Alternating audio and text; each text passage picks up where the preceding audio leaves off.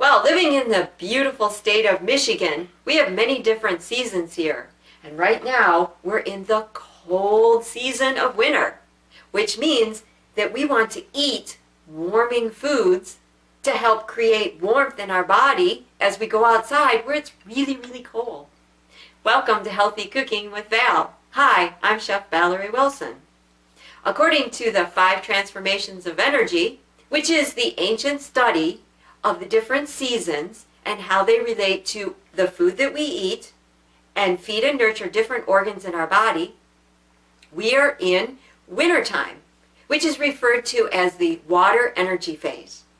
The signature whole grain for this time of year is kasha, or buckwheat, which is grown in Russia and Siberia where it's very, very cold.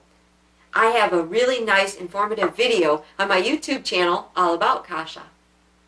The beans that are associated with this time of year are all of your dark beans, like your kidney beans, your black beans, and one of my favorite, pinto beans. You also find your sea vegetables in this category because they're actual plants that grow in the ocean, which is water, which is the water energy phase that we're in right now. The signature flavor for this time of year is salty. So anytime that you eat foods that are naturally salty to the taste, you are feeding and nurturing the organs that are associated with this energy phase, which are your bladder, your kidney, and your reproductive organ. And now you're asking yourself, well, what are some naturally salty foods that I can eat, right? Well, sea vegetables. This is aramay, and this is one of the sea vegetables. And again, because they grow right in the ocean, they have a naturally salty flavor. And we also have good quality sea salt, which is high in minerals and trace minerals. Tamari, which is your naturally fermented soy sauce.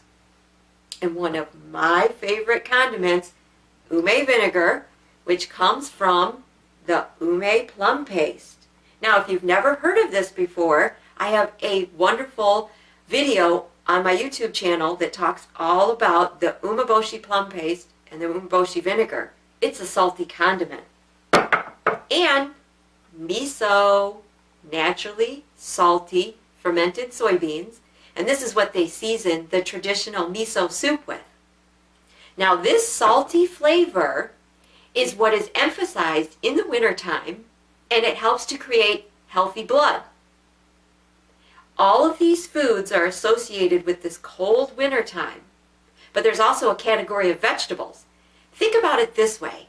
You want to eat healthy food, so I always say, look back to our ancestors and what did they eat? So at this time of year, they had to eat food that they could naturally preserve that would last throughout the winter time. So they usually built some type of fruit cellar, and they had vegetables in there that would last a long time.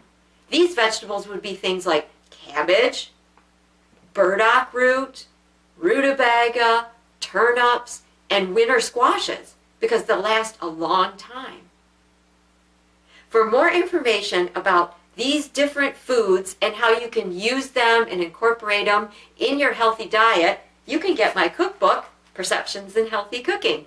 It's available for purchase on my website, macroval.com.